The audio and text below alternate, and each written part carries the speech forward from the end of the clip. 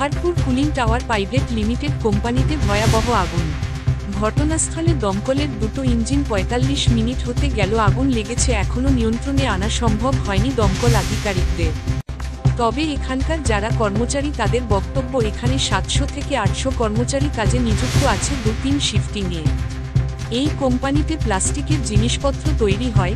এই কোম্পানি নিযুক্ত থাকা আধিকারিকরা তারা সংবাদ মাধ্যমকে সংবাদ করতে বাধা দেয়। কর্মচারীদের একাংশের বক্তব্য, সকাল থেকে ৫টা পর্যন্ত বিকাল ৫টা পর্যন্ত কাজ হয়, তারপর এই সেট বন্ধ হয়ে যায়। তাদের অনুমান যে শর্ট সার্কিট থেকে আগুন লাগতে পারে। তবে দমকল আধিকারিকদের কেউ মুখ খুলতে নারাজ। তাদের মৌখিক বক্তব্য যে প্রাইভেট করা পার্টির ভিতরে কোন রকম ভাবে খবর করা যাবে না। ব্যুরো রিপোর্ট, জেলার বার্তা।